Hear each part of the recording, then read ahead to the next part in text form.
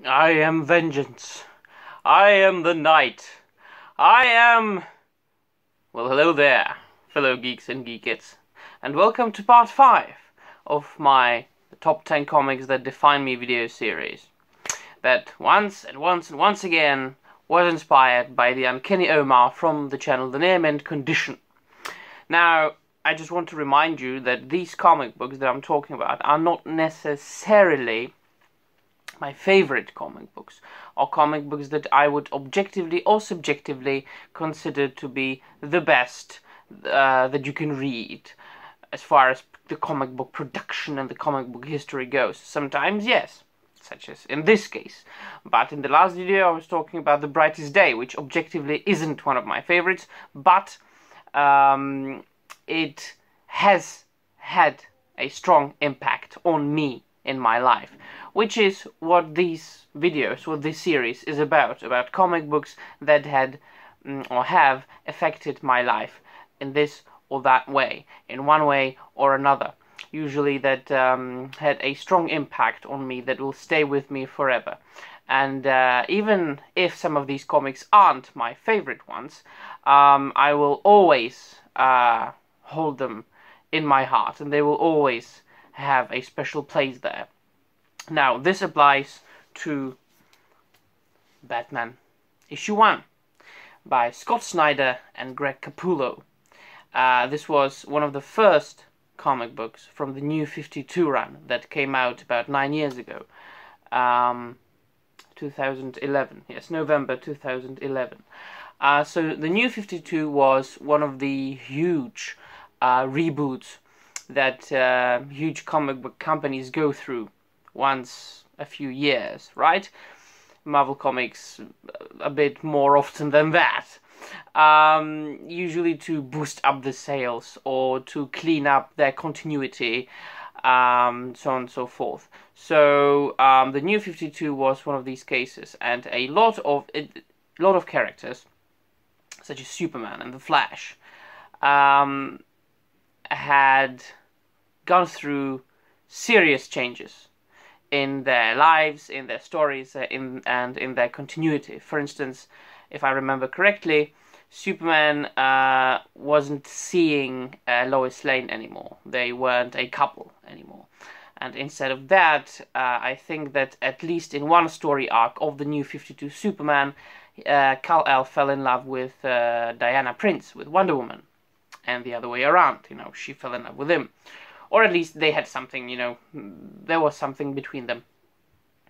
On the other hand, there were characters and books that weren't impacted that much by the New 52 reboot, such as the Green Lantern. There weren't many changes as far as the Green Lantern goes.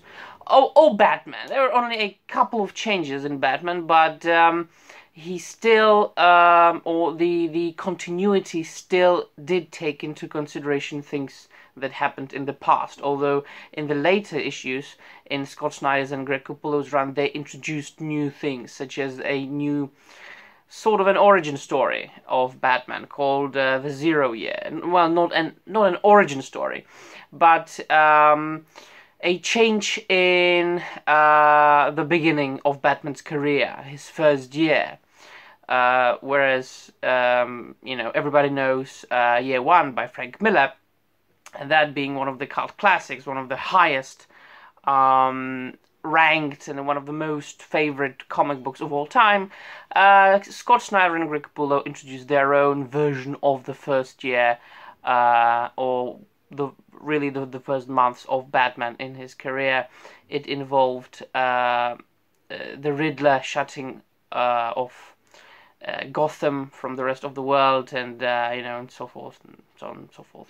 Now, before that, before the reboot, before the New 52, Batman had been all over the place, and a lot of things were happening to him. As I was talking about many times, he went through time when he was sent back in time by Darkseid's Omega beams.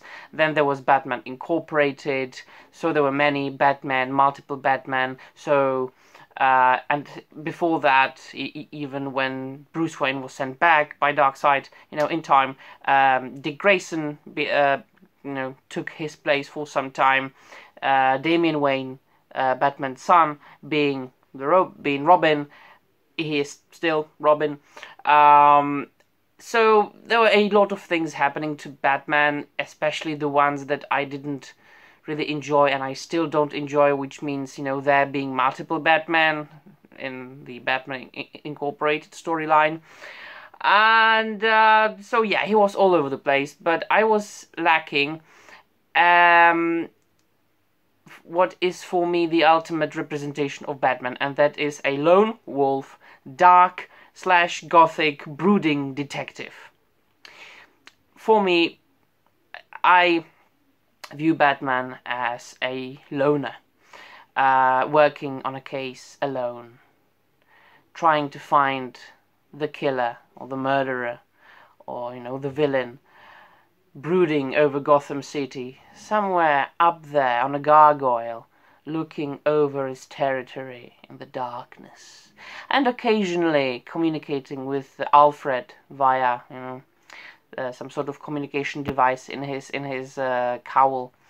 Then, of course, coming home to the Batcave, and there, Alfred standing with a tray, with a pot of tea and some sandwiches.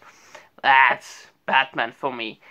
Basically, how Batman was portrayed in the Batman the Animated Series.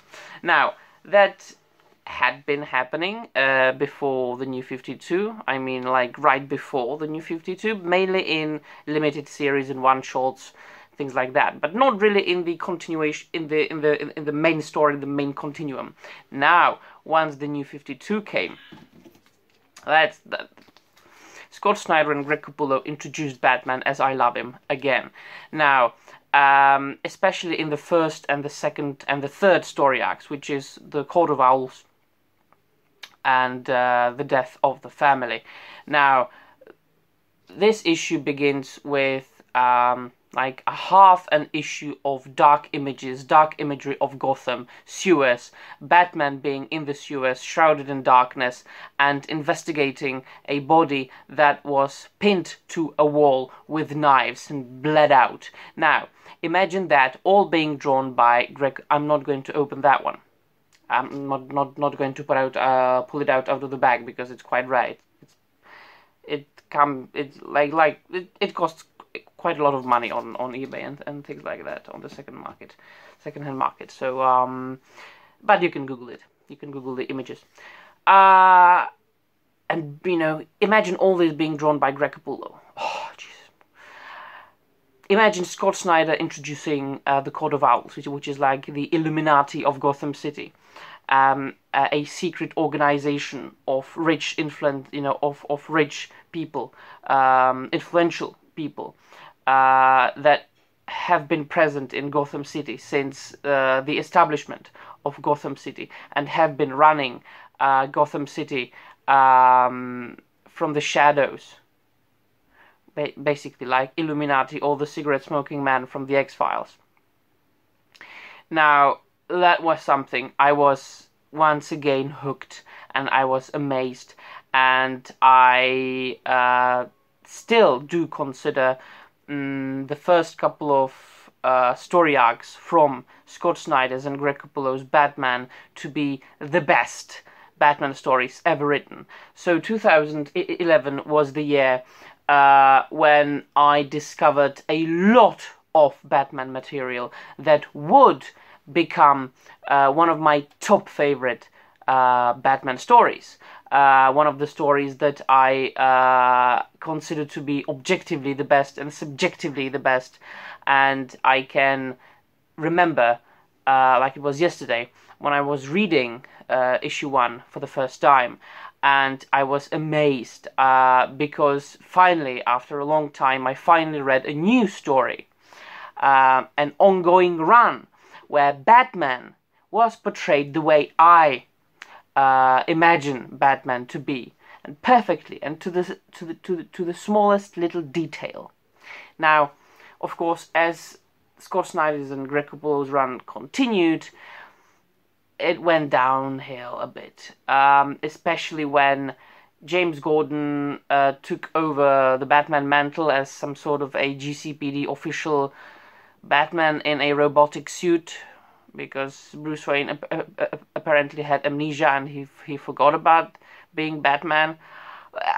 That, once again, you know, the thing that I don't really like started to happen, you know, somebody else being Batman, and then they wanted, then the GCPD wanted to introduce like an entire corps of Batman. Again, no, that's against what the character is. But the beginning, the first couple of runs, the first, say, 30 issues, 35 issues of the New 52 Batman is one of the best Batman stories, one of the best Batman comic books that have ever been written and drawn in the history of superhero comic books. And precisely because of that, and because it has been engraved in my memory so strongly for, well, almost 10 years already, it is one of my picks in the top 10 comics that define me. So this is the 5th video, Batman issue 1 by Scott Snyder and Greg Capullo. I will always enjoy their work. I will always love this dynamic duo. They, I think, are the perfect people in our day and age, in the modern era, to be writing and drawing Batman.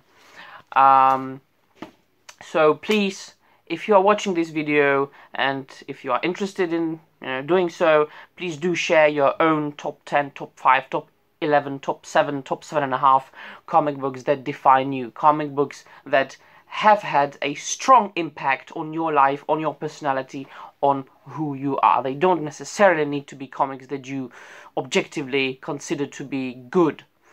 Well, so please do share your own. If you have any questions, any remarks, any criticism, please do express yourself in the comments down below. Feel free to dislike this video, feel free to like this video, share it, and I will see you in another video or another review very soon. But that will be all from me, my friends. See you soon, and bye.